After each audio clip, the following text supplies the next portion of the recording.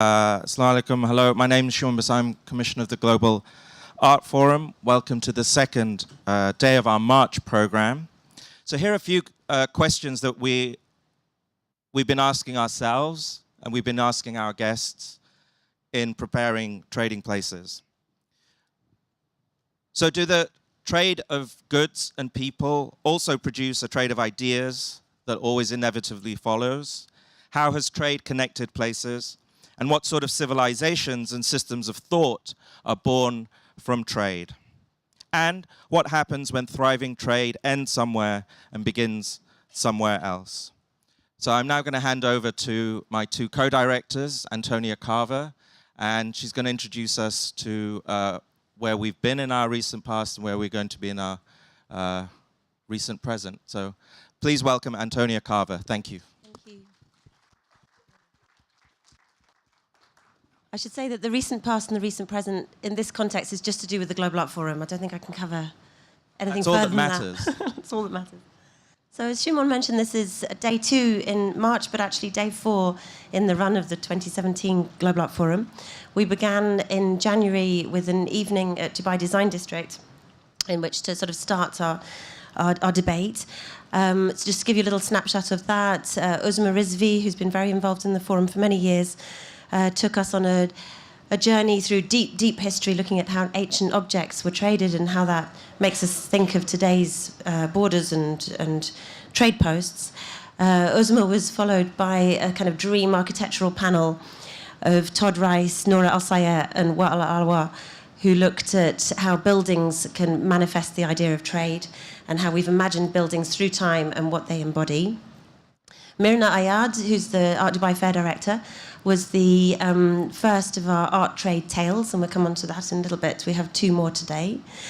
And we ended the evening with a special performance that was created for the Global Art Forum by Emeka Ogbo, who sort of orally brought a market in Lagos right into the heart of Dubai. It was an incredible performance. Then day 2, we took the Global Art Forum for the first time to Sharjah, and went on 3 walks. I think in the case of Sultan Al-Qasimi, who ended the evening, it was more like a sprint. And he was the kind of Pied Piper of Sharjah architecture with a huge crowd of about 60 of us, I think, nearly 100 at one point, following him with headsets around as we discovered buildings in Sharjah that kind of embodied this idea of the ambition of the 70s and 80s in the UAE and as it was discovering itself architecturally. And we also, that day, went with Miriam Al-Dabakh to the Blue Souk and met Iraqi traders who'd come in different waves to Sharjah and the UAE and were really looking at that kind of trade relationship of antiquities between Iraq and here. And Tulip Hasbar also took us on a journey through Syria in Sharjah, through its shop fronts and its musical legacy. And then yesterday, for those of you who weren't here yesterday, I'm doing this at accelerate speed, which was actually the first topic of our first session. We had Stephanie Bailey, Oscar Murillo, and Mohammed Salami, and our very own Oscar. I think that was the only panel so far where we've had quite a good, energetic bust-up between the speakers, so I hope there's going to be more of that today. It's always very entertaining. Absolutely. And then we... yes. And then we looked at 3 different sites of trade: the desert with Omar Barada, the seas with Laleh Khalili, and the skies with Paul Griffiths, the CEO of Dubai Airports. And those 3 sessions were absolutely illuminating, especially looking at them as a trio. Nada Shaboot took us on another art trade tale through the work of Ibrahim Salahi, looking particularly at his work, The Mosque, from 1964. 3. There are going to be people in this audience that definitely know that date better than me, and which culminated in looking at the way it's now being shown at MoMA, just recently brought out of the archives and put up on the walls in response to the current travel ban imposed by our friend on the other side of the world, whose name has come up a few times already. And then last but not least, we had a fantastic panel looking at the history of what began as looking at the gold trade between India and the UAE, but went far further than that and really explored the relationship between India and the UAE for a century and where we are today. Sultan Al-Qasimi led that session and was joined by Dr. Janahad, James Onley and Neha Vora, and that was, I think we'll see a lot of subjects that were brought up yesterday and threads of discussion continue through today. Let me, myself and my t-shirt, named after my very best favorite poet, Alejandro Jodorowsky, also a brilliant filmmaker, welcome you to this, which is going to be, I promise you, a fantastic day. I do hope you brought your dancing shoes with you. I did. Look at that.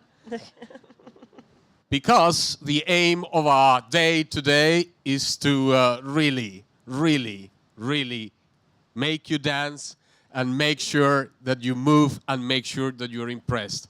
And we're going to begin in totally impressive form by inviting dear William Dalrymple, who has been described as the best historian of India, of contemporary India, but as far as I'm concerned, it's just the best historian, period, to give one amazing talk about the light and darkness of the East India Company. That will be followed by a conversation between Slavs and Tatars, Trevor Pagden, who's somewhere in the audience, or not, perhaps he's having a drink, I hope so, and William as well. Then Iftikhar Daddy is going to tell us a tale of soul, pack and send. We'll have a break and then move on to two Saudi cities with Hamza Serafi, Ahmed Mata, and Claire Davis. And then I'm sorry to announce that our very dear friend, the political theorist Jane Anna Gordon, was trapped in the jaws of the horrible snowstorm that has taken over the east side coast of the United States. But that will give the three of us, Shumon, Victoria, and myself, Victoria. Antonia, and myself. I thought I got out of the conversation. Slip of the tongue. It's just because you're victorious. That's yeah. Keep digging. Whoa. And so that'll give us a chance to engage in a wonderful conversation about putting this together. Then Christina Curry will give us the second tale of soul, pack, and send.